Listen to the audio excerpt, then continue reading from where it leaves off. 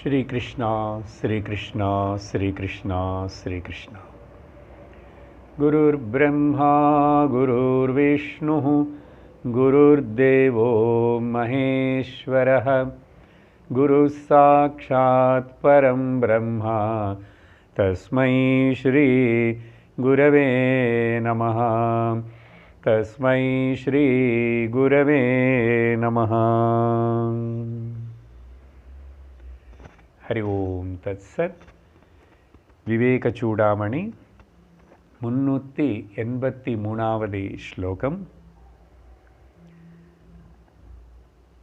अत्रात्मत्वं दृढीकुर्वन् अहमादिषु संत्यजन् उदासीनतया तेषु तिष्ठेत् स्फुटघटादिवत्।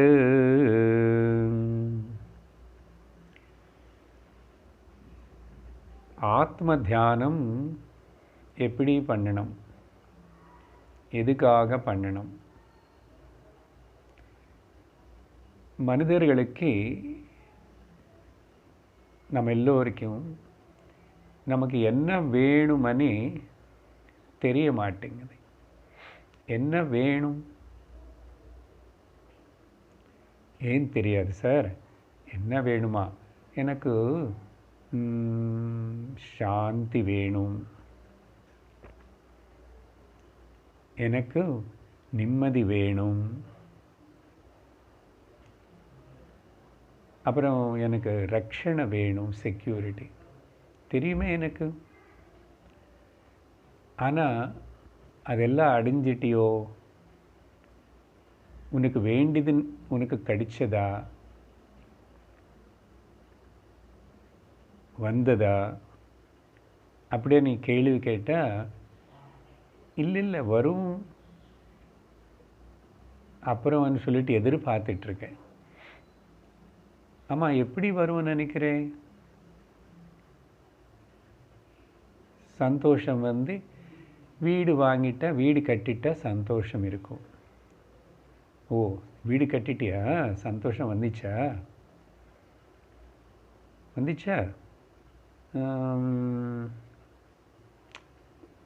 கட்டிட்ட பரவாயில்ல, ஆனால் இன்னும் சந்தோஷம் வரல. அதே மாதிரி குழந்தைகளுக்கு எல்லாருக்கும் கல்யாணம் பண்ணி அவங்களுக்கு செட்டில் பண்ணிட்டா சாந்தமாக இருப்பேன், நிம்மதியாக இருப்பேன். நிம்மதி வந்துச்சோ?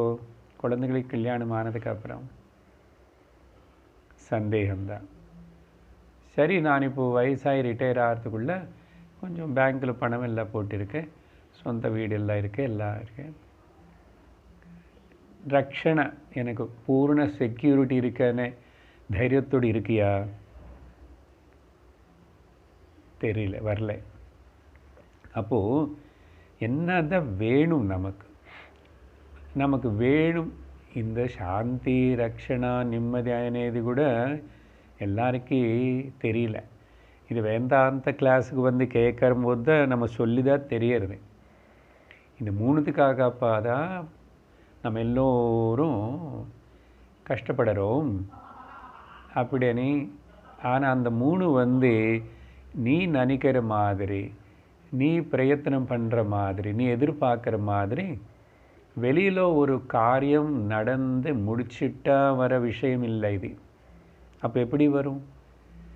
அதுக்கு தான் இந்த நேற்று பார்த்த ஸ்லோகத்தில் அத்திர ஆத்ம தத்துவம் திருடீகுர்வன்.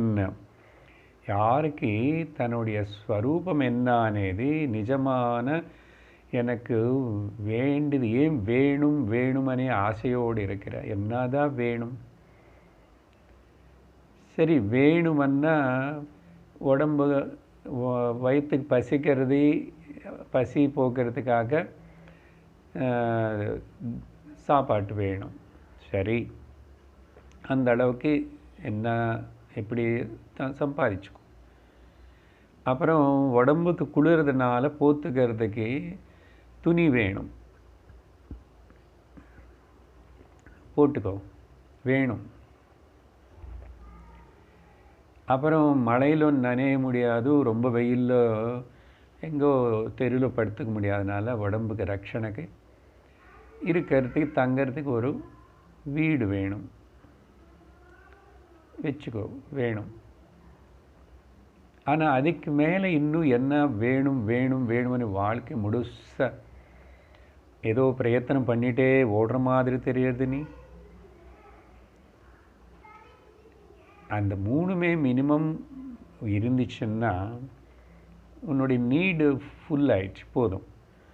அப்போ அத்த ஆத்ம தத்துவம் திருடீகுருவன். யார் நமக்கு நிஜமாக இந்த வாழ்க்கையிலோ இந்த சரீரம் வச்சுக்கிட்டு நம்ம அடைய வேண்டிய நமக்கு வேண்டியது நானும் யாருன்னு தெரிஞ்சுக்கிறது தான் ஆத்ம தத்துவம். திருடீகுருவன் யார் அதுக்காக வளரானோ, அதுக்காக முயற்சி பண்ணுறானோ, அந்த நோக்கியே திருஷ்டி வைக்கிறானோ, திருடமாக பண்ணுறானோ, அதே அப்படி பண்ணுறவனும் சகஜமாகவே அகமாதிஷு சம்தெஜன், நானும் இல்லாத நானும் நினச்சிட்டு பிரமப்பட்டுருக்கிற இப்போ வரைக்கும் அந்த அகங்காரம், அப்புறம் இந்த உடம்பு, இந்த மனசு, இதெல்லாம் நான் நினச்சிட்ருக்கேன் நானே, இது எல்லாத்தையும் விட்டு வச்சுடுவேன். ஸோ அப்படி விட்டு வச்சவனும் அப்புறம் இனிமே உதாசீனத்தையா, சரீரம் இருக்கே, எனக்கு பக்கத்தில் இருக்கே, அது உபயோகப்படுத்திட்டு தான் நானும் இங்கே வாழ்ந்துட்டுருக்கேன். அந்த சரீரம் வச்சு தான், அந்த மனசை வச்சு தான் என்ன நானும் தெரிஞ்சுக்கணும்னு சொல்லிட்டு குருக்கிட்ட சாஸ்திரம் படிக்கிறேன், எல்லாம் இருக்கு. ஆனால் இது எல்லாத்தையும் உதாசீனமாக, அது பக்கத்தில் அப்படி இருக்கு, அது நான் உபயோகப்படுத்துகிறேன், ஆனால் அது நான் இல்லைன்னு சொல்லிட்டு இவன்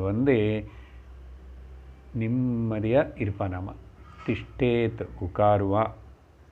உட்காருவான்னா எந்த வேலை பண்ண மாட்டானா சார், சாப்பிட மாட்டானா, நடக்க மாட்டானா, அப்படி இல்லை அர்த்தம். திஷ்டேத்தன்னா உதாசீனமாக திஷ்டேத்த, சாட்சி பாவத்தோட இன்டிஃபரெண்ட்டாக அவன் இருந்து நடக்கிறது எல்லாத்தையும், புலங்களுக்கு அனுபவப்படுறது எல்லாத்தையும் ஒரு பொருள் மாதிரி, இந்த குடம் பார்த்த மாதிரி, நான் போட்டுக்கிட்ட இந்த வேஷ்டி அங்கவஸ்திரம் பார்க்குற மாதிரி, கடப்பட்டாதிபத்து உதாசீனமாக பார்ப்பான்.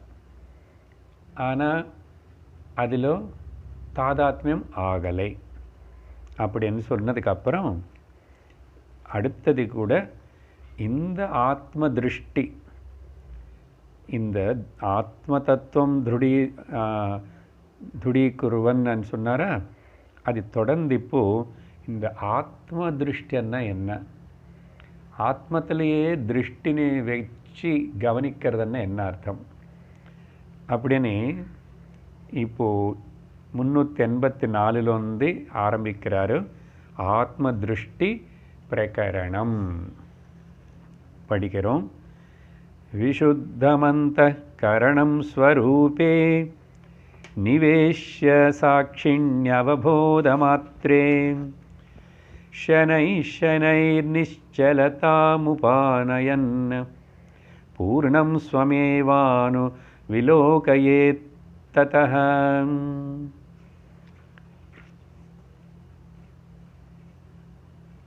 विशुद्धमान अंतःकरणं विशुद्ध अंतःकरणं स्वरूपे. अंतःकरणमन्ना नालु अंतःकरण चतुष्टयमनु சொல்லப்படுறது. ஆனால் சுவாமி சொல்கிறாரு அது 4 இல்லை 5 என்னார். ஏன்னா அந்தக்கரணம் అనేది ஆத்மாதான். அந்த ஒரு ஆத்ம தத்துவத்து மேலே 4 விஷயங்கள் நடக்கிறது. அதுக்கு கொடுக்குற உதாரணம் ஒரு துணி துவச்சினதுக்கப்புறம் அப்படி நம்ம நல்லா பிசிஞ்சு அப்படி திறந்து உடனே காய போடலைன்னா அதில் ரிங்கிள்ஸ் வரும், சுருக்கங்கள் வரும். அந்த ரிங்கிள்ஸ் துணி இல்லாமல் இருக்கா, துணி மேலே இருக்கா? துணிதா, துணிலோதா, துணி மேலேதா, துணியே அந்த ஃபோல்டிங்ஸாக தெரியுது. அந்த மாதிரி பார்க்கும்போது ஆத்மா அந்தக்கரணம் அது மேலே 4 விதமான ஃபோல்டிங்ஸ், ரிங்கிள்ஸ். அதுதான் மனோபுத்தி சித்தகங்காரம். ஸோ அப்போது அந்த பேஸ் இல்லாமல், அந்த ஆத்மா அங்கே இல்லாமல் இந்த 4 எங்கே நிற்கிறது, எங்கே இந்த ஏற்படுறது? துணி இருந்தால் தானே அது மேலே ரிங்கிள்ஸ் இருக்கும். ஸோ அதனால் இங்கே ஆனால் இந்த அந்தக்கரணத்தில் இந்த 4 ரிங்கிள்ஸு,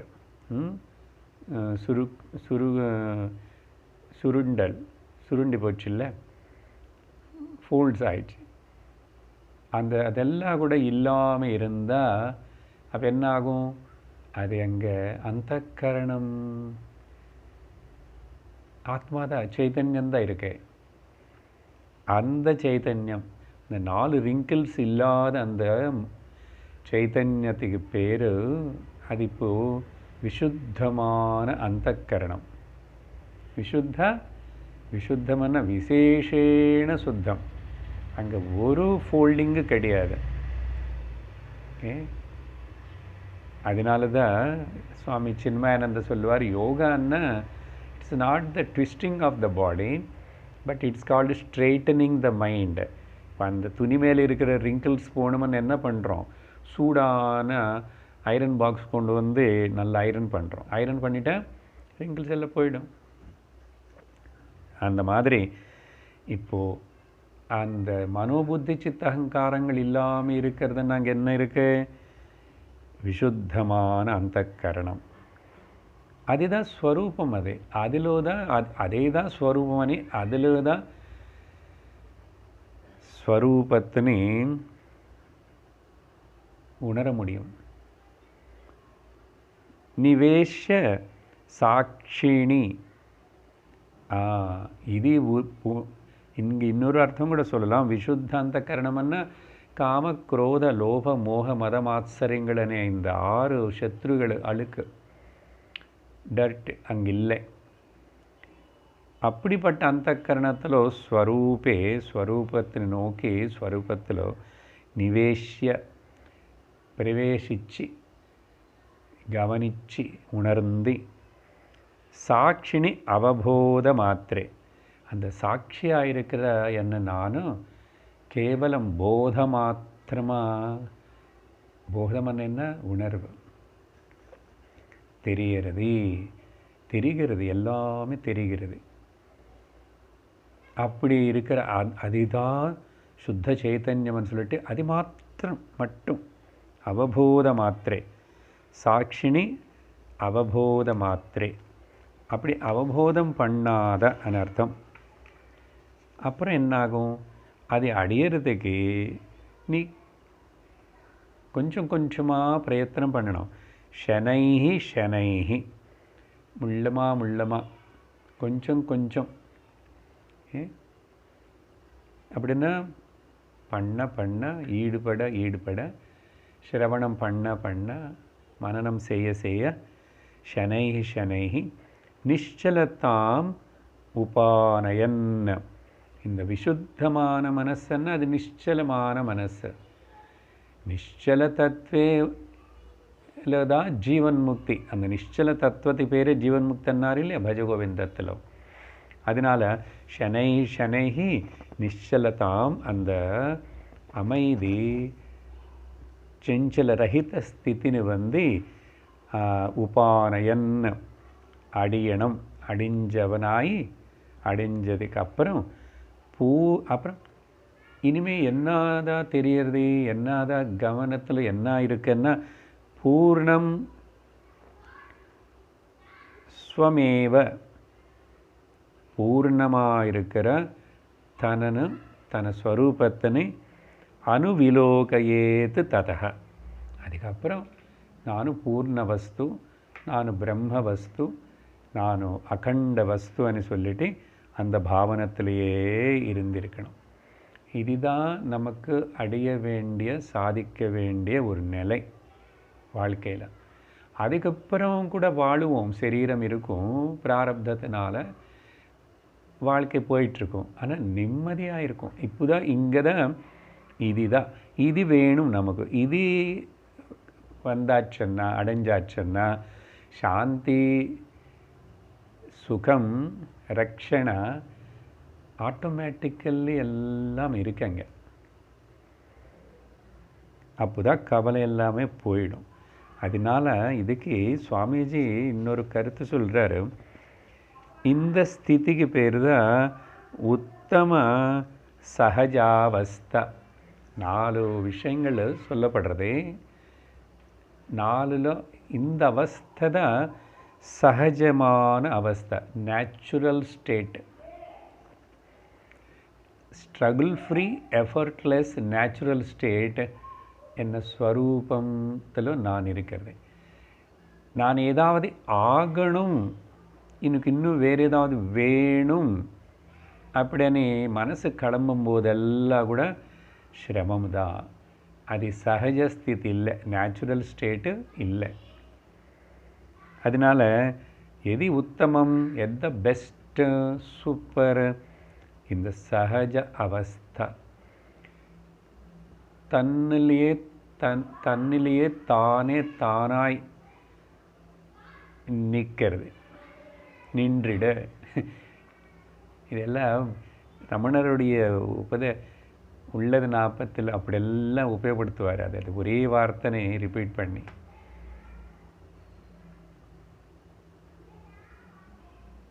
தன்னிலேயே தானே தானாய் தன்னிட நின்ற.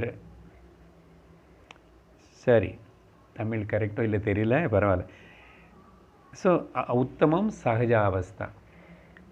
அதுக்கு கீழே இருக்கிறது எல்லாமே இதுக்கு தான் நம்மளுடைய பிரயத்தனம். இப்போது ஆத்ம திருஷ்டி பிரகரணத்தில் அந்த சகஜாவஸ்தா என்னது, நம்ம அதை அடைய முடியுமா, அப்படி இருக்க முடியுமானது தெரிஞ்சுக்கிட்டு அப்படி இருக்க போகிறோம். அதுக்கப்புறம் நான் தியானம் பண்ணுறேன், தாரணம் பண்ணுறேன், அப்புறம் ஏதாவது இதெல்லாம் செய்கிறேன்னு அதெல்லாம் மத்தியமாவஸ்தா. தியான தாரணம் மத்தியமம், மிடில். அது ரொம்ப மோசம் ஒன்றும் இல்லை. பட் அப்புறம் நீ இந்த உத்தம அவஸ்தைக்கு வந்துதான் ஆகணும். உத்தம அவஸ்தை எதுவுமே விசேஷனம் வேண்டாம். எதுவுமே யாருக்கு ப்ரூவ் பண்ணுறதுக்காக, காட்டுறதுக்காக எதுவுமே பண்ண வேண்டாம். நீ பாட்டுக்கு நீ சகஜமாக இரு, குழந்தை மாதிரி இரு. சார், நான் குழந்தையெல்லாம் ஆகி முடிச்சுட்டு இப்போ வயசாகி பெருசாகி வந்தால் திரும்ப குழந்தை மாதிரி இருக்க முடியுமான்னு சந்தேகம் வரும். ஆமாம், ஞானிகள் எல்லாரும் அப்படி தான் இருக்காங்கன்னு சொல்கிறது இல்லையா சாஸ்திரம். ஞானிகள் எப்படி இருக்கான்? குழந்தை மாதிரி. உன்மத்தவத்து பாலவத்து இப்படி எல்லாம் சொல்ல. குழந்தை மாதிரி ஞானி, ஞானியோட நிலை. அதுக்கு அடுத்தது இன்னும் அதம அவஸ்தை, ரொம்ப லோ. என்ன அதுன்னா பிரதிமா பூஜாதி. பிரதிமா பூஜை. இந்த கிராஸை ரொம்ப தப்பாக எடுத்துக்கூடாது, ஜாக்கிரதை கேட்கணும். இந்த விவேக சூடாமணி நான் பேசுகிற இந்த வார்த்தைகள் கேட்குறவங்களை நல்ல வேதாந்தத்தில் ஈடுபட்டு ஸ்வீகரித்து, ரசித்து, ருச்சித்து, விரும்பி அப்ளை பண்ணுறவங்களை நிஜமாக வாட் ஐ வாண்ட், எனக்கு என்னதான் வேணும் வாழ்க்கையில்னது தெரிஞ்சுக்கணவங்களுக்கு பேசுகிறதுனால ஏன் இப்படி இவர் நாஸ்திகனாக பேசுகிறார் என்ன நினச்சிக்காதுங்க. பிரதிமா பூஜை இதெல்லாம் பண்ணுறது அதமம் பண்ணுறார். சரியா? இது கபில கீதையில் கூட கபில பகவானும் சொன்னது தான். பண்ண வேண்டான்னு சொல்லலை, ஆனால் அது பண்ணுறோம், நல்லா அதுக்கு ஸ்ரத்தை கொடுக்குறோம், அதுக்கு சிரமப்படுறோம், செலவு பண்ணுறோம். ஆனால் மிச்சம் மனசில் அந்த கணத்தை சுத்தி இருக்கானேது பார்க்கணும். என்னது? கோபம் போல, தாபம் போல, ராகம் போல, துவேஷம் போல, பொறாமை போல, எதுவுமே போல எல்லாம் வச்சுக்கிட்டோம். அதுக்கப்புறம் நீ இதெல்லாம் பண்ணி என்னதான் பிரயோஜனம்? அதனால் பிரதிமா பூஜைன்னா அது பிகினிங் லெவலில் எல்கேஜி மாதிரி ஒருத்தனுக்கு.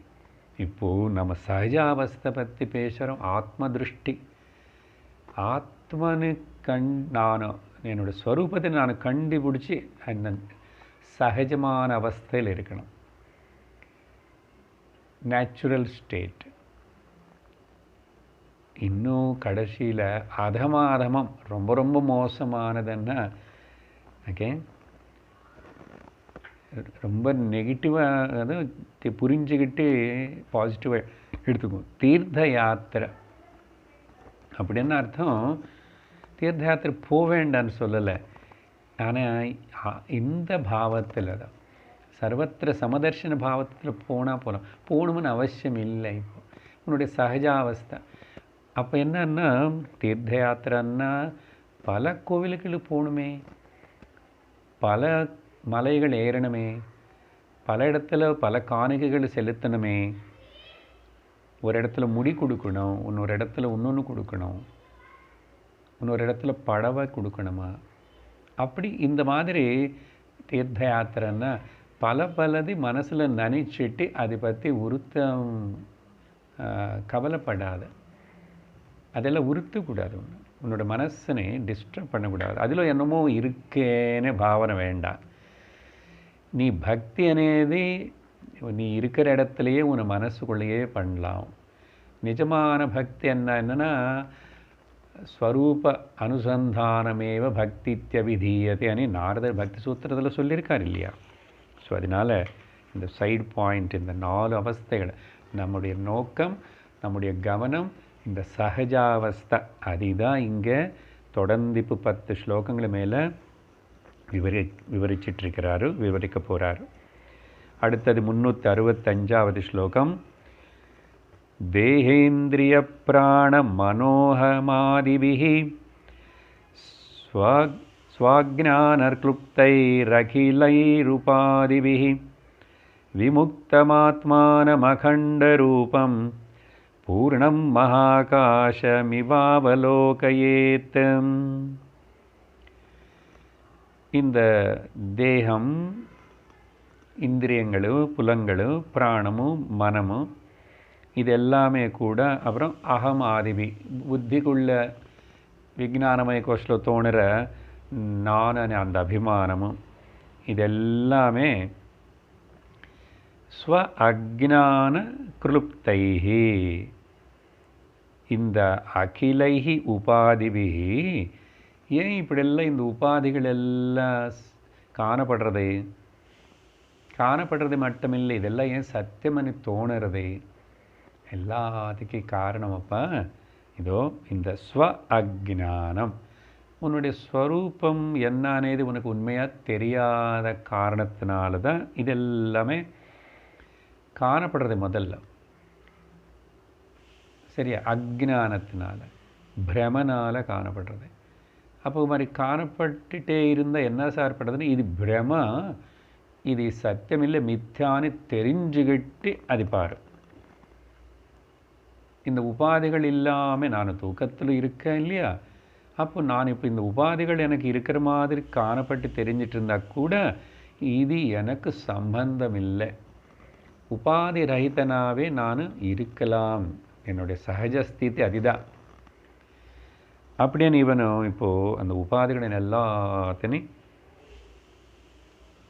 அப்போது நீக்கி, இதெல்லாம் அஜ்ஞானத்தினால, ஸ்வ அஜ்ஞானம் அப்படின்னா என்னுடைய ஸ்வரூபம் எனக்கு என்னன்னு தெரியாதனால.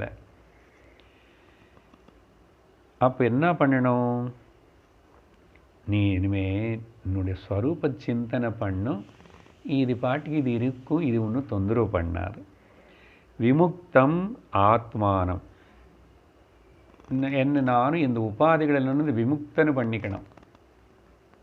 விமுக்தனை பண்ணிக்கணும்னு என்ன சார், தற்கொலை பண்ணிக்கிட்டு இந்த சரீரம் இல்லாமல் போயிடும் இல்லை, அப்போது எல்லா குழப்பம் போயிடுமே? அப்படியெல்லாம் பண்ணக்கூடாது. குழப்பம் போகாது. அப்படி அஜ்ஞானம் போனாதான் குழப்பம் போகும் தவிர நீ தற்கொலை பண்ணுறதுக்குனால எல்லாம் முடியாது, தொடங்கும் இன்னும் பயங்கரமாக. ஸோ விமுக்தம் விமுக்திக்காக இல்லை நித்திய விமுக்தமாக இருக்கிற ஆத்மானம் அகண்ட ரூபமான ஆத்மானு பற்றி அது நீ அனி சொல்லி பூர்ணமனே அகண்ட ரூபமனே அப்புறம் அதுதான் நானனே அது உதாரணம் கொடுக்குறாரு. எப்படி அகண்டமாகவும் பூர்ணமாகவும் அப்புறம் நித்திய முக்தமாகவும் விமுக்தமாகவும் இருக்குன்னு புரிஞ்சுக்கணும் தெரியணும்னா ஆகாசம் இவ ஆகாசம் உனக்கு முன்னாடி ஸ்தூலமான ஆகாசம் தெரியறது பாரு. இந்த ஆகாசத்தினை பற்றி தியானம் பண்ணிட்டே இரு, கண்ணு திறந்து கவனிச்சுட்டே இரு. என்ன ஆகாசம்னா அந்த ஆகாசம் இவ ஆகாசம் போல் ஆகாயம் போல் అని சொல்லி நானும் அப்படிதானா, ஆகாயம் மாதிரி இல்லை, ஆகாயம் போல் అప్పు అన్న என்ன అనేది நான் சிந்திக்கணும். அப்படி தெரிஞ்சுக்கணும். அவிலோ அவலோகையேத் தெரிஞ்சுக்கணும், ரிலைஸ் ஆகணும். எப்படின்னா கொஞ்சம் சிந்திக்கிறோம். ஆகாயத்துக்கு என்னென்ன குணங்கள் இருக்கு கவனிப்பேன். நிம்மதியாக உட்காந்துட்டு அப்படி தன்னந்தனியாக கண்ணு திறந்து அப்புறம் கொஞ்சம் நேரம் கண்ணு மூடி கூட ஆகாயத்துக்கு என்னென்ன இருக்கு மேலே சொன்ன இதெல்லாம் இருக்கு. அது பூர்ணமாக இருக்கு, அகண்டமாக இருக்கு, அப்புறம் அசங்கமாக இருக்கு. ஸோ நிர்விகாரக முதல் பாயிண்ட். ஆகாயம் நிர்விகாரக. ஆகாயத்தில் ஏதாவது விகாரம் ஏற்படுறதா? நீங்கள் வீடு கட்டிட்டா, வீடு உடைச்சிட்டா, 15 மாடி பில்டிங் எல்லாத்தினு இது பண்ணுறாங்க, பூமிக்கு சமமாக பண்ணி உடைக்கிறாங்க, டிஸ்ட்ராய் பண்ணுறாங்க, டிமாலிஷ் பண்ணுறாங்க. ஆகாயத்துக்கு அப்படி அதெல்லாம் நடக்கும்போது ஏதாவது விகாரம் ஆகாயத்தில் ஏற்பட்டுச்சா, ஆகாயத்துக்கு வலிச்சதா, ஏதாவது ஆயிடுச்சா? அப்புறம் ஆகாயத்தில் ஏதாவது விசேஷம் சொல்ல முடியுமா, பார்க்க முடியுமா? ஆகாயம் கண்ணுக்கு தெரியுது முன்னாடி. விசேஷம் ஆகாயம் வெள்ளை கலரில் இருக்கு, ஆகாயம் அங்கே கொஞ்சம் ஒல்லியாக இருக்கு. விசேஷனம் எந்த எக்ஸெக்டிவ் ஆகாயத்தில் நீ சொல்ல முடியாது, பார்க்க முடியாது. அப்புறம் எல்லா இடத்துல பரவி இருக்கு ஆகாயம், சர்வகதக. அப்புறம் சர்வத்துக்கு அதிஷ்டானம். எதெல்லாம் இங்கே நமக்கு காணப்படுறதோ, உன்னுடைய சரீரம், என்னுடைய சரீரம், பெரிய யானுடைய சரீரம், பெரிய மலை, அப்புறம் பெரிய கிரகம்ன்றான், பிளானட்ஸு, அவ்வளோ ஜலராசி, சமுத்திரம், மொத்தம் பூமி, எல்லாத்துக்கும் சப்போர்ட்டாக இருக்கு பாருங்க.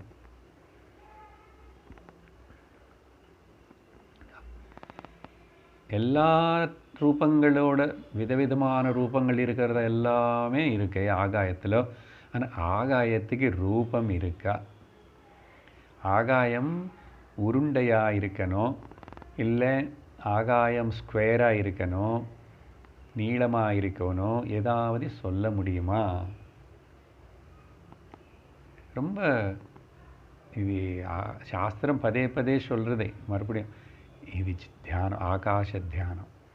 இதுக்கு மேலே இன்னும் சுலபமான தியானம் சிந்தனைக்கு ஏன்னா ரொம்ப எப்பவுமே நமக்கு கண்ணு திறந்தா இருக்கு. அதுக்கப்புறம் இதெல்லாம் புரிஞ்சால் அப்புறம் கண்ணு மூடிட்டு சித்தாகாசத்தனு பார்க்கணும். அதுக்கப்புறம் சிதாகாசம் అనేది உன்னுடைய ஸ்வரூபம்னு தெரிஞ்சுக்கணும். ஸோ அரூபமாக இருக்கு, அசங்கமாக இருக்கு. ஸோ இத்தனை விஷயங்கள் எல்லாமே எனக்கு நான் தான் சொல்லி தெரிஞ்சுக்கணும். ஏன் இப்போது ஸ்தூலாகாசத்தில் இருந்து இதெல்லாம் எங்கே யாருக்கு தெரியறது? இந்த ஸ்தூலாகாசம் இப்படி இருக்கு, ஸ்தூலாகாசத்தில் இதெல்லாம் இருக்குன்னு எனக்கு தெரியறது. எனக்கு என்னங்க என்னோட மனசில் என் மனசு இது எல்லாத்தையும் நீ கவனிச்சது சிந்திச்சது கண்ணு வச்சு பார்த்துச்சு கை வச்சு தொட்டு ஆகாசத்தின ஆகாசம் கைக்கு ஒன்றும் தொடலையே பிடிக்க முடியலையே மணக்க முடியலையே அப்போ மனசில் தான் அப்போ ஆகாயம் எங்கே இருக்கே அப்படின்னு ஒரு கேள்வி கேட்டால் ஜனகர் மாதிரி ஆகாயம் உன்னுடைய மைண்டில் தான் இருக்கு ராஜா ஜனகான்னு சொன்னார். அவர் சொன்னது இல்லை, இது சத்தியம். ஆமாம், என் மைண்டில் தான் ஆகாயம் இருக்கு. அப்போது ஆகாயம் அவ்வளோ பெருசாக என்னுடைய மைண்டில் இருக்குன்னா என்னோடய மைண்டு எவ்வளவு இன்னும் பெருசாக இருந்திருக்கணும்.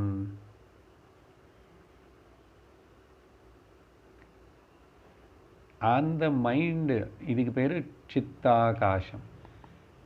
சித்தாகாசமான மைண்டு எங்கேருந்து இந்த மைண்டு வந்துச்சு, இதுக்கு யார் சப்போர்ட் பண்ணுறாங்கன்னா சிதானந்த ரூப் சிதாகாசம், சித் கான்ஷியஸ்னஸ்.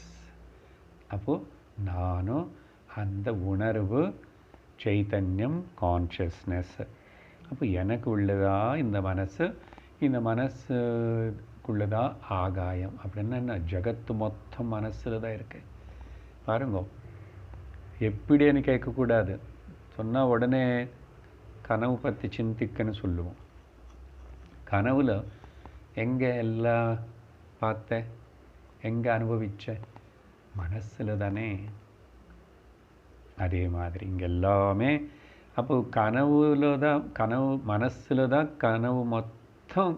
அப்படின்னா நினைவு மொத்தம் it is simply a thoughts in the mind. இந்த ஜாகிரத நினைவு பிரபஞ்சம் மொத்தம் எ தாட்ஸ் இன் த மைண்ட். அப்போ மைண்ட் என்னென்னு புரிஞ்சுக்கோ. மைண்டுக்கும் சக்தி கொடுக்குற, அந்த மைண்டுனையும் கவனிக்கிற, மைண்டில் ஏற்படுற மாற்றங்களும் தெரிஞ்சுக்கிற. அப்போ நானும் எவ்வளோ பூமாவாக இருந்திருக்கணும், பிரம்மம் அதுதான். அப்படி சொல்லி இந்த ஆகாய விஷயமே கொஞ்சம் எக்ஸ்டெண்ட் பண்ணி அவராக உதாரணமாக சொல்கிறாரு ஆகாயத்தினை பற்றி. 386 घटकलश कुसूल सूचीमुखैः घटकलश कुसूल सूचिमुखैः गगनमुपादिशतैर्विमुक्तमेकं भवति न विविधं तथैव शुद्धं परम अहम् आदि विमुक्तमेकमेव. இந்த ஆகாயம் பற்றி பேசுகிறோமா, இந்த ஆகாயம் பாரு, எத்தனை சதைஹி உபாதிஹி, எத்தனை உபாதிகள் அந்த ஆகாயத்தில் இருந்தால் கூட அத்தனை உபாதிகளுக்குள்ளேயும் அது அட்ஜஸ்ட் ஆகி எல்லாத்திலும் அது பரவி இருக்கு, வியாபிச்சிருக்கு. ஏகம் ஒரு ஆகாயம், ககனம் ஏகம், ஆகாயம் ஒன்றும். ஆனால் அநேக உபாதிகள். என்னது உதாரணம் கொடுக்குறாரு முதல் வரியிலோ, கட குடத்திலும் ஆகாயம்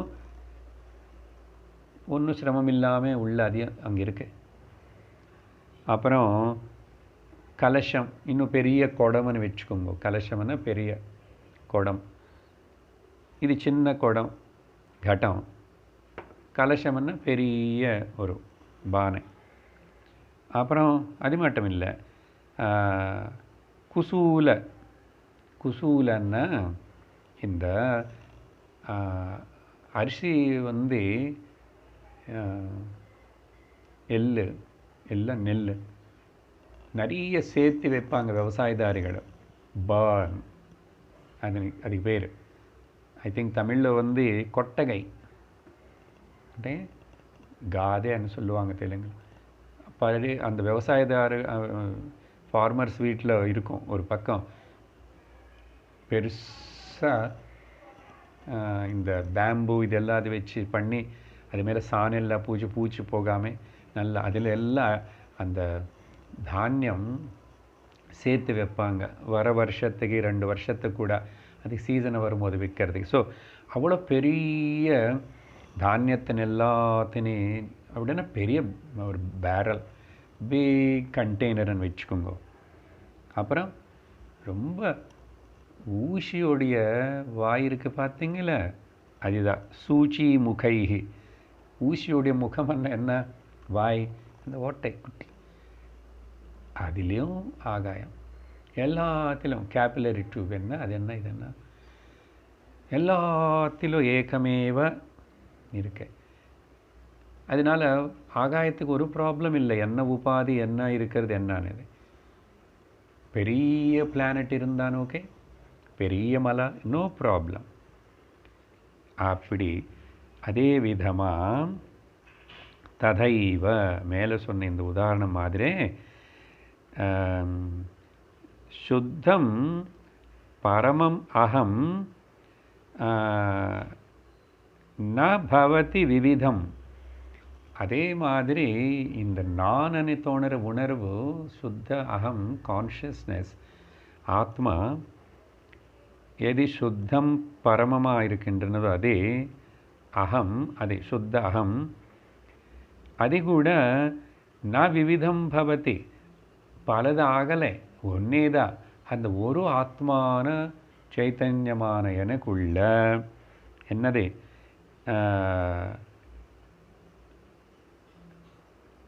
அதில் எல்லாத்தையும் அதுக்குள்ளே வச்சுக்கிறது. இப்படிப்பட்ட சுத்தமான பரமமான இந்த சைத்தன்யமான நானும் அகமாதி விமுக்தம். எனக்கு இந்த அபிமானமும் கிடையாது, இந்த தேகம் மட்டும்தான் நான் இல்லை, எல்லா தேகத்திலும் நான் தான் இருக்கேன். ஆகாயம் அப்படி ஏதாவது சொல்ல முடியுமா? நான் இவங்க வீட்டில் மட்டும் இருக்கேன், அந்த ஊரில் மட்டும் இருக்கேன், அங்கே மட்டும் இருக்கேன்னு சொல்லுமா? எல்லாம் இருக்கு. அந்த மாதிரி தான் இந்த நானன் இது.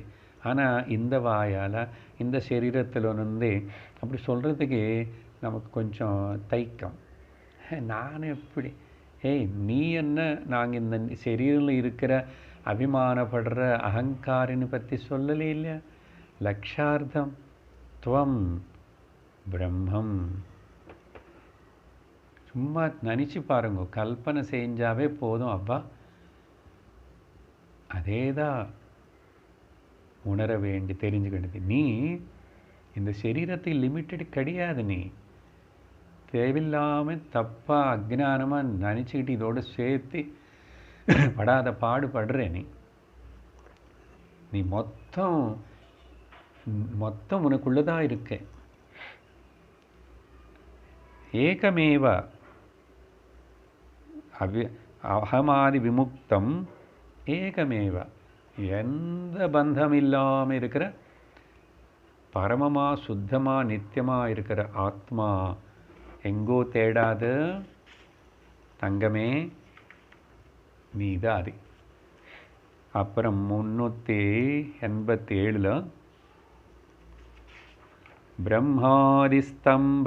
பிரம்மாதிஸ்தம்ப பரியந்தாக மிருஷா மாத்ரா உபாதயः ததः பூர்ணம் ஸ்வமாத்மானம் பஷ்யேத் ஏகாத்மனா ஸ்திதம். இந்த ஏகம்னு சொல்கிறோமா, இந்த ஏக வஸ்துவாக இருக்கிற ஆத்மனா பஷ்யேத், தெரிஞ்சு போச்சு, தெரிஞ்சுக்கிட்டான். பஷ்யத்தனை பார்த்தான் இல்லை, என்ன இருக்குது பார்க்கறதுக்கு, பார்த்து புரிஞ்சுக்கிறது இல்லை. இது உணர்ந்து புரிஞ்சுக்கணும். உணர விஷயம் பார்க்க வேண்டிய விஷயம் இல்லை. புத்திக்குள்ளே உணர்ந்தால் புரிஞ்சால் போதும். என்னது எப்படி புரிஞ்சுக்கிட்டான் பாரு.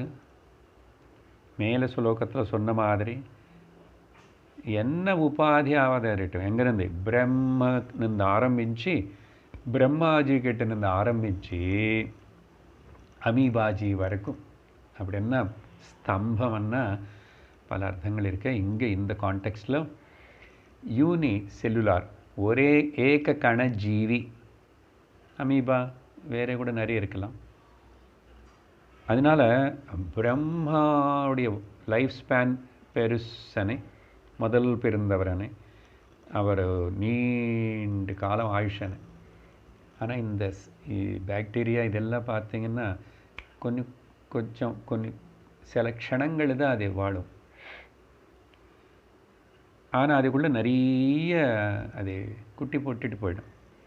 ஸோ அங்கே பிரம்மா கிட்டேருந்து ஆரம்பித்து ஸ்தம்பன்னா இன்னொன்று கூட ஒரு பிளேட் ஆஃப் கிராஸ், ஒரு புல் அங்கே வரைக்கும் இந்த உபாதைய எல்லாமே கூட என்ன தெரியுமா, மிருஷா மாத்திரம். தேர் ஓன்லி இமேஜின்டு. ஆத்மானி பார்த்துட்டு பிரம்மம்னு பிரம்மாஜி அணியும் அமீபாஜி அணியும் எல்லாம் கூப்பிடுறோம். என்னென்னமோ எத்தனை காணப்படுறதே அப்பா சொல்லி மாட முடியுமா?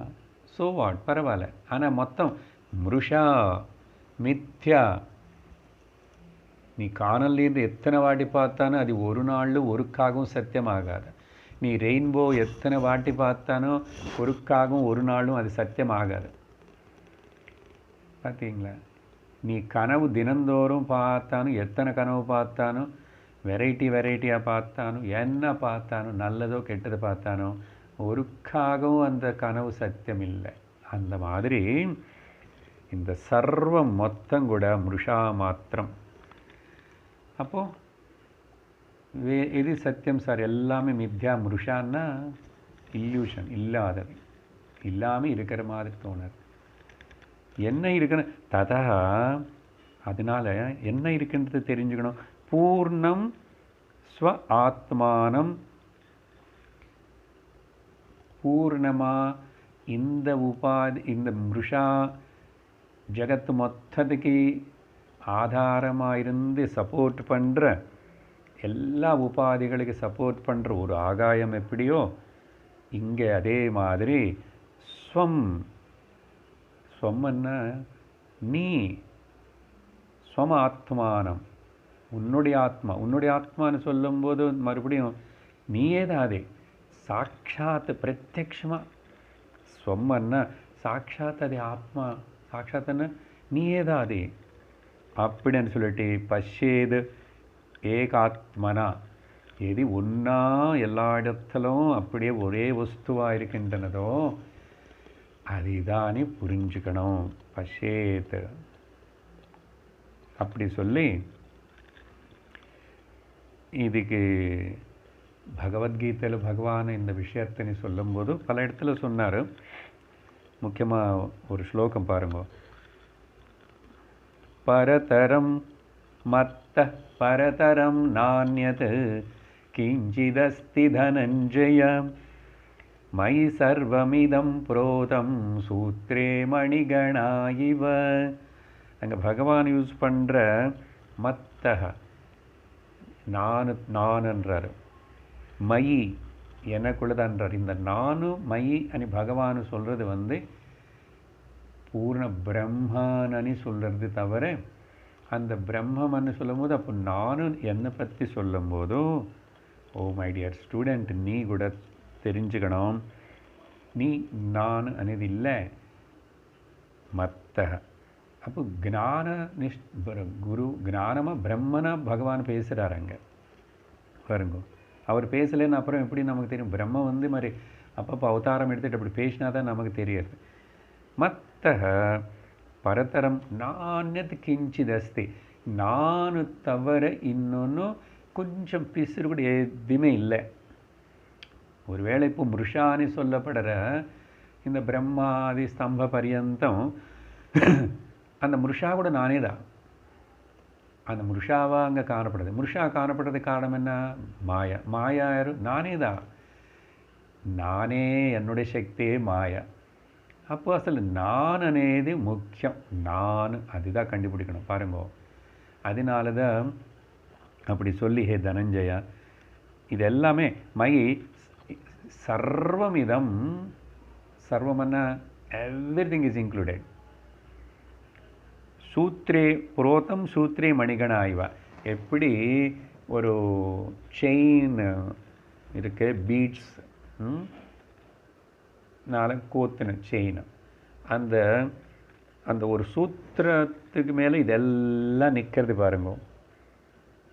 அந்த சூத்திரம் அதே மாதிரி தான் இந்த உபாதிகளாக காணப்படுற பிரம்மாதி ஸ்தம்ப பரியந்த ஜெகத்து மொத்தம் ஐ ஆம் ஒன்லி சூத்ரே மணிகணா இவ.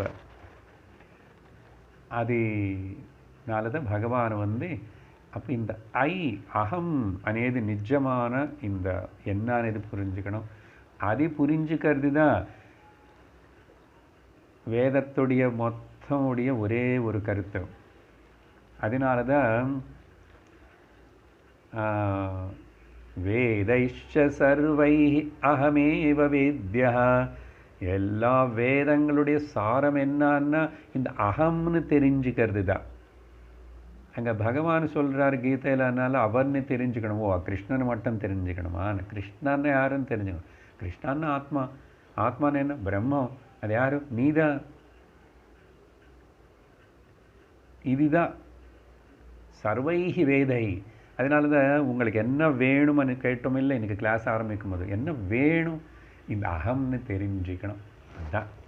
அது தெரிஞ்சுக்கிறதுக்கப்புறம் இனிமேல் எதுவுமே வேணுமனே குறை இருக்காது, கேட்க மாட்டேன். இது தெரிஞ்சுக்காம நீ என்ன வேணும் வேணும் தெரிஞ்சுக்கணும்னா கூட அது முடியவே முடியாது. இது தெரிஞ்சுக்கிறது தான் வாழ்க்கையுடைய நோக்கம். அப்படி சொல்லி அடுத்த ஸ்லோகம், யத்ர ப்ராந்த்யா கல்பிதம் தத்விலோகே தத்தன்மாத்ரம் நைவ தஸ்மாத் விபின்னம் பிராந்தேர்நாசே பிராந்தே திருஷ்டா ஹி தத்வம் ரஜ்ஜுஸ்தத்வத்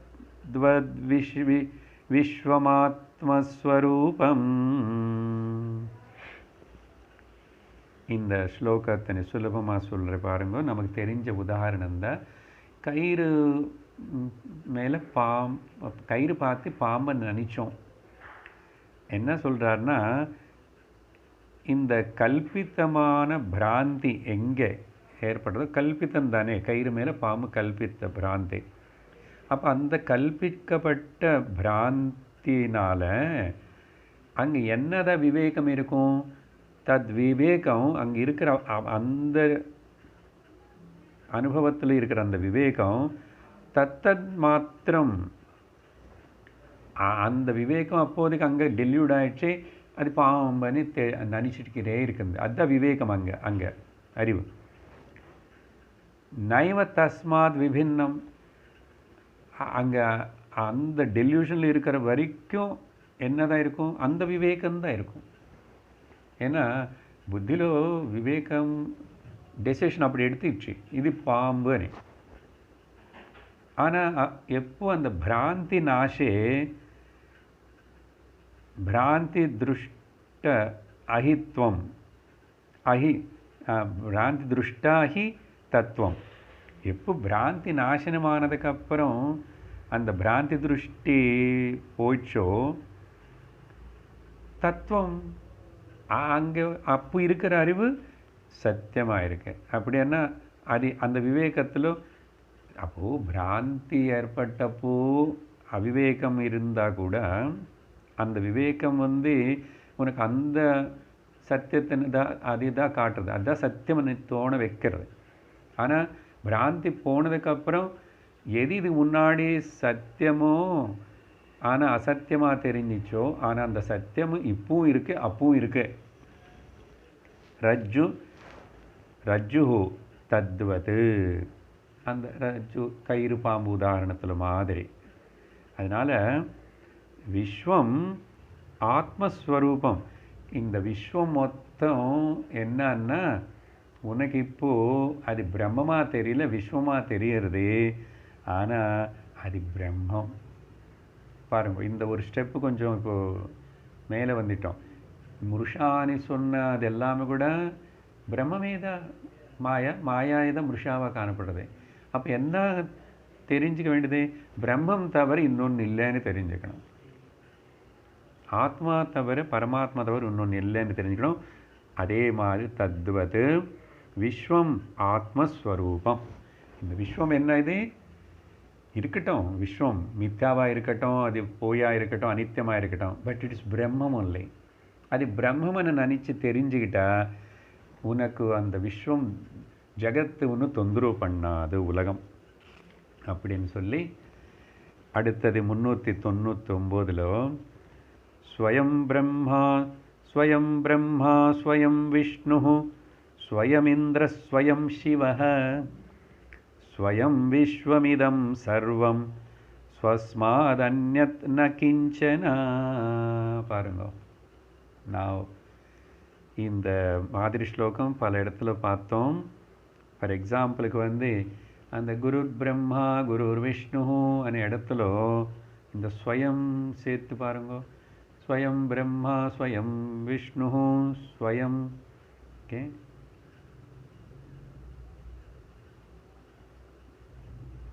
ஸ்வயம் தேவோ மகேஸ்வரः ஸ்வயம் சாட்சாத் பரம் பிரம்மா. பாருங்க அந்த ஸோ குரு என்ன, ஆத்மா தான் குரு, பிரம்மம் தான் குரு. ஸோ அதனால் இங்கே முதல் வேர்ட் டு வேர்ட் மீனிங் ஸ்வயம் பிரம்மா. ஸ்வயம்னா நீ நீ பிரம்மம் தான், பிரம்மம் இல்லை பிரம்மா. அந்த சதுர்முக பிரம்மம்னு ஏது சொல்கிறோமோ அது அப்படின்னா சிருஷ்டிக்கு காரணம் நீதான். ஸ்வயம் விஷ்ணு ஸ்திதிக்கு காரணம் நீதான். இங்கே நீ என்ன உடனே அந்த பூர்ண பிரம்மம் ஆத்மானு தெரிஞ்சுக்கணும். இங்கே நானே இண்டிவிஜுவல் ஆசாமி கிடையாது. ஸ்வயம் இந்திரஹா ஸ்வயம் சிவஹா அப்படின்னு சொல்லி 4 விதவிதமான சக்திகளை பற்றி சொல்லிட்டாரு. பிரம்ம சிருஷ்டி, விஷ்ணு ஸ்திதி, ருத்ரன் லயம், அப்புறம் இந்திரன் நடுவில் ஒன்று சேர்த்துட்டார். இந்த இந்திரன் விஷயம் என்னன்னா தனியாக சொல்கிறேன். முதல்ல ஸ்லோகம் அர்த்தம் பாருங்க. ஸ்வயம் விஸ்வமிதம், நீயே தான் மொத்தத்தில் என்னன்னா சொல்ல வர இந்த விஸ்வம் மொத்தம் நீ தான். ஸ்வயம் விஸ்வமிதம் சர்வம் ஸ்வஸ்மாத் அந்யத், நீ தவிர அப்படின்னா பிரம்மம் தவிர அந்யத் கிஞ்சன ந, வேற எதுவுமே இல்லை. அதுதான் இப்போ தானே பகவத்கீதையில் பகவான் சொன்ன அதே மாதிரிங்க. இப்போ இங்கே இந்த குரு பிரம்மா ஸ்லோகத்திலே பார்த்தோம்னா குரு అనేది நம்ம ஆத்மாதான். ஆத்மாவே குரு, ஏன்னா ஆத்மாதான் பிரம்மம். குருவன் என்ன, ஆத்மானு தெரிஞ்சுக்கிட்டா அஜ்ஞானம் இருட்டு போயிடுச்சு. குகாரஸ்வந்தகாரோ வை ருகாரஸ்தன்னிவர்த்தக அந்தகார நிரோதித்வாத் குரு ரித்ய விதீயதே. ஆனால் உள்ளே இருக்கிற ஆத்மாவே நமக்கு குரு பிரகாசிக்க செய்கிறது. அது தெரிஞ்சுக்கிட்டா இருக்கிறது பிரகாசமே தவிர இருட்டு இல்லைன்னு தெரியும். ஆனால் அது தெரிஞ்சுக்கிறதுக்கு அந்த உள்ளே இருக்கிற பிரம்மமே குரு வெளியிலோ இன்னொரு ரூபம் எடுத்துக்கிட்டு நமக்கு வாழ்க்கையில் வந்தாதான் இந்த ஞானம் ஏற்படும். அதையும் தெரிஞ்சுக்கணும். சரி சார், ஆத்மாவே குரு தானே, ஆத்மா ஸ்வயம் பிரகாசம் தானே, அஜ்ஞானம் போயிடுது, அப்படி போகுமா? போகாது. அது நம்ம அஜ்ஞானம் நீக்கிறதுக்கு சக்ஷுருன்மீலிதம் ஏன தஸ்மை ஸ்ரீ குரவே நமஹ. ஸோ குரு அப்படி பரபிரம்ம. இப்போது அஜ்ஞானம் అనేది நாசனமாகணும்னா பரபிரம்மம் அనే குரு தெரியணும் நமக்கு. நம்ம பரபிரம்ம சேத்தன்னு தெரிஞ்சுக்கிட்டா போச்சு. அதை தெரிய வைக்கிறதுக்கு நமக்கு உதவி பண்ணுறவர் வெளியில் ஒரு குருவாக வருவார், அதே பிரம்மம் தான். அந்த விதத்தில் தான் குருர் பிரம்மா, குருர் விஷ்ணு, குருர் தேவோ மகேஸ்வரான்னு சொல்லுவேன். ஆனால் இதெல்லாம் ஆக்சுவலாக நமக்கு உள்ள இருக்கிற ஆத்மாவே தான் ஸ்வயமாக குருவாக பிரகாசிக்கிறது. அதே மாதிரி கைவல்யோபனிஷத்து பார்த்தோம்னா சப்ரம்ம சசிவசேந்திர சோக்ஷர பரமஸ்வராட் சயேவ விஷ்ணு சப்ராணஹ சகாரோக்னி சந்திரமாக. அது அந்த பிரம்மமேதா ஹீ ஓன்லி அது அவனேதாதி அவனேதாதேன்னு எல்லாம் சொல்லி அந்த உபனிஷத்து கடைசியில் வரும்போது திரும்பி எதுவுமே இல்லைன்னு சொன்னால் பூமிராப்போ நஜவன்னிரஸ்தி நஜா நிலோமேஸ்தி நஜாம்பரஞ்ச எல்லாம் நெகேட் பண்ணுறது. முதல்ல எசெப்ட் பண்ணது, நெகேட் பண்ணுறது. என்ன சார் 2 சொல்லிட்டு இருந்தேன்? நீ எசெப்ட் பண்ணியாவது பிரம்மமேதா ஏகமன்னு தெரிஞ்சுக்கோ, எல்லாம் நெகேட் பண்ணியாவதே இருக்கிறது பிரம்மம்னு தெரிஞ்சுக்கோ. எப்படி ப்ரொசீட் ஆனாலும் பரவாயில்ல, ஆனால் you will come to the same goal, ஏகமேவா அத்விதீயம். அதே மாதிரி நாராயண சூக்தத்தில் கவனிச்ச சப்ரம்மஸ்ஸ சிவசேந்திரஹ, இது சப்ரம்மஸ்ஸ சிவசேந்திர சோக்ஷர பரமஸ்வராட் அப்படின்னு சொல்லும். ருதகம் சத்யம் பரம் பிரம்ம புருஷம் பிங்க கலம் ஊர்த்வரேதம் விரூபாட்சம். நாராயண சூக்தத்தில் அந்தர்பகிஷ்ச தத் சர்வம். அந்த அந்தர்பகிர்னது அடுத்த ஸ்லோகத்தில் வரப்போகிறது. கரெக்டாக பாருங்க. 390. அந்தஸ்வயம் சாபி பகிஸ்வயம் ச ஸ்வயம் புரஸ்தாத் ஸ்வயமேவ பశ్చాத் ஸ்வயம் ஹ்யவாச்யாம் ஸ்வயமப்யுதீச்யாம் ததோபரிஷ்டாத் ஸ்வயமப்யதஸ்த்வாத். இது என்னன்னா, உள்ள நீயேதா வெளியிலும் நீயேதா அப்படி என்ன பாருங்க. இப்போ பிராணம் வெளியில் இருக்குல்ல, மகாபிராணம், அதே உள்ளக்கு போகிறது பிராணம் இருக்கு. இப்போ பிராணம் உள்ளே இருக்கா வெளியில் இருக்கா என்ன சொல்லணும்? பிராணம் வெளியில் இருக்கு உள்ளே இருக்கிறதுனால அப்போ என்ன அர்த்தம் தெரியுமா? உடம்பு பிராணத்துக்குள்ளே இருக்கு, உடம்பு பிராணத்துக்குள்ளே இருக்கு. நாம் பொதுவாக உடம்புக்குள்ளே பிராணம் இருக்கின்றான், பிராணத்துக்குள்ளே உடம்பு இருக்கு. அதே மாதிரி மனசுக்குள்ளே பிராணம் இருக்கு, புத்திக்குள்ளே மனசு இருக்கு, சைத்தன்யத்துக்குள்ளே புத்தி இருக்கு, பரமாத்மாக்குள்ளே சைத்தன்யம் இருக்கு. அதனால் அந்தஸ்வயம் நீயேதா, வெளியிலோ உள்ளேயும் நீதா. இங்கே நீன்னு சொல்லும் போதெல்லாம் ஜாக்கிரதை இருக்கணும். அகண்ட சுத்த பிரம்மம். முன்னாடி நீதா, பின்னாடி நீதா, இடது பக்கம் நீதா, தட்சிணத்து பக்கம் அடுத்த பக்கம் நீதா, உத்தர தட்சிணம், மேலேயும் நீதா கீழையும் நீதா. மொத்தம் எங்கே பார்த்தாலும் ஸ்வயம். ஸ்வயம் அనే வார்த்தை பாருங்கள் எத்தனை வாட்டி உபயோகப்படுத்தப்பட்டிருக்கு. அப்படி என்ன அர்த்தம்? என்ன இதே தான் முந்தாவது ஸ்லோகத்தில் சொல்லுனது மாதிரி அந்தர்பகிஷ்ச தத் சர்வம் வியாபிய நாராயண. பிரம்மனுக்கு இன்னொரு பேர் நாராயணம், பரமாத்மாவுக்கு இன்னொரு பேர் நாராயணம். அதுதான் இந்த ஸ்லோகத்தில் இந்த இன்சைட் அண்ட் அவுட் சைடு அనే பேதம், அவள் இவள் இவங்க அவங்க அப்படியே பேதம், இதம் அப்படியனி அதனி இதனி எந்த பேதங்களும் பார்க்காது எல்லா இடத்துல இருக்கிறது நீயேதான். சர்வத்திர சர்வதா வியாபிச்சிருக்கிற, சர்வமாக வியாபிச்சிருக்கிறது நீதா. இதுக்கு ஞாபகப்படுத்திக்கணும்னா கணபதி அதர்வ சீர்ஷத்தில் அந்த கணபதி பகவான் முதல்ல இப்படி பிரம்மமாக வர்ணித்து விவரித்து அப்புறம் இந்த நிர்குண பிரம்மமாக விவரித்து அதுக்கப்புறம் இந்த சகுண பிரம்மமாக சில அந்த வரிகள் வரும். அதில் பார்த்தோம்னா அவ பశ్చాத்தாத் அவ புரஸ்தாத் அவ சோர்த்வாதாத் அவாதராதாத் அவோத்தராதாத் அவ தட்சிணாதாத் அப்புறம் சொல்லி சர்வதோ மாம் பாஹி பாஹி சமந்தாத். எல்லா பக்கம் நீ எதப்பா. இதே விஷயந்தான் 11வது அத்தியாயத்தில் அர்ஜுனன் விஸ்வரூபம் பார்த்ததுக்கப்புறம் உனக்கு முன்னாடி நமஸ்காரம் பின்னாடி நமஸ்காரம் இந்த பக்கம் நமஸ்காரம் அந்த பக்கம் நமஸ்காரம் எல்லாம் எங்கே பார்த்தா நீ தான் இருக்கப்போ எங்கள் தலை சுற்றுதண்ணா. நமஸ்காரம் நமஸ்காரம். அதுதான் எல்லாமே எல்லாமே பிரம்மம் தவிர ஆத்மா தவிர ஒன்றும் இல்லை. எல்லாமே அதில் இருக்கு. கெட்டது நல்லது, சுகமோ துக்கமோ வியாதி ஆரோக்கியமோ எல்லாமே ஒரே బ్రహ్మంలో இத்தனை வெரைட்டி காணப்படுறது. కాబట్టి அப்போ பிரம்மத்தினே தெரிஞ்சுக்கணுமா, வெரைட்டி பார்த்து ஏமாந்து போகணுமா? நாம் தான் முடிவு பண்ணணும்.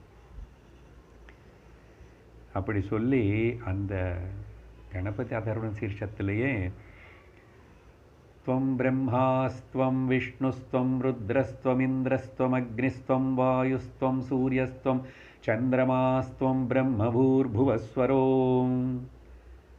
எதுக்கு இது சொல்கிறேன்னு பாருங்கள். அதே தான்.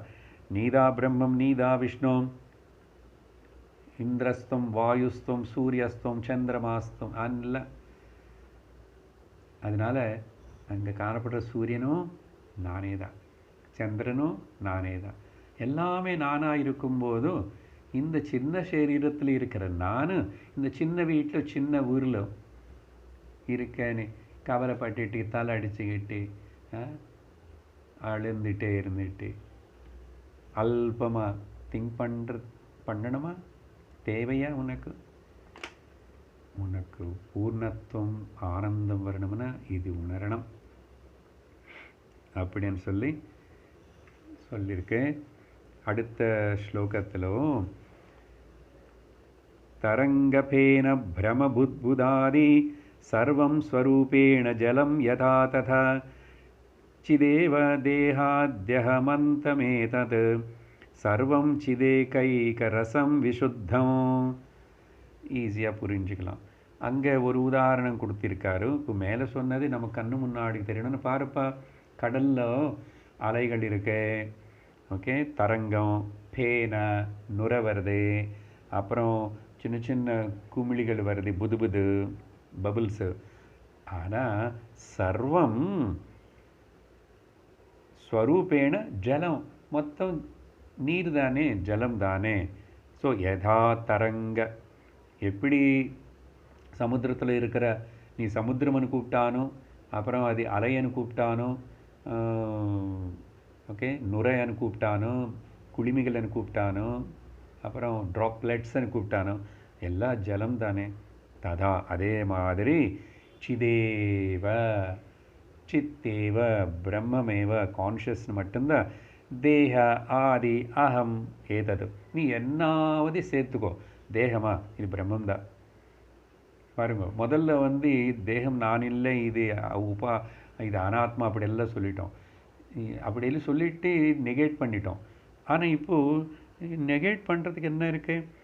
பிரம்மத்தில் தான் இந்த சரீரம் காணப்படுறது. அதுதான் எனக்குள்ளே தான் சரீரம் காணப்படுறது. சிதேவ ஏகம் ஏதது. அதனால் மை டியர் ஸ்டூடெண்ட், நண்பர்களே, சர்வம் இதம் சித் ஏவ, பிரம்மம் எல்லோன், பிரம்மம் மட்டும்தான். ஏக ரசம். ரசம்னு எதுக்கு சொல்லணும்னா, இட்ஸ் எ கனம், சொலிடிஃபைடு, சாலிட், ஏக வஸ்து சொல்லும்போது அந்த கனம் அనే வார்த்தை. ஆனால் இங்கே இல்லை, ரசம் అనేది கூட அதே அர்த்தம்தான். அது எப்படின்னா விசுத்தம். நீ என்ன இங்கெல்லாம் அசுத்தம் பார்க்குறியோ இதெல்லாம் மாயனால் மனசு கல்பிச்சது, அகங்காரம்னால விஜானமய கோஷத்தில் ஊகிச்சது எல்லாமே. இப்போ எல்லாத்தையும் மாற்றிடு, அதெல்லாம் நீக்கிடு. அழகாக இப்படி ஆத்ம திருஷ்டியை இப்படி திருப்பி தெரிஞ்சுக்கிட்டு சந்தோஷமாயிரு. Be happy. அதுதானே பர்பஸ். அடுத்த வகுப்பிலும் அடுத்த ஸ்லோகங்கள் பார்ப்போம். ஓம் பூர்ணமத பூர்ணமிதம் பூர்ணாத் பூர்ணமுதச்யதே பூர்ணஸ்ய பூர்ணமாதாய பூர்ணமேவாவசிஷ்யதே. ஓம் சாந்தி ஷாந்தி ஷாந்தி. हरिः ओम श्री गुरुभ्यो नमः. हरिः ओम. हरि ओम तत्सत्.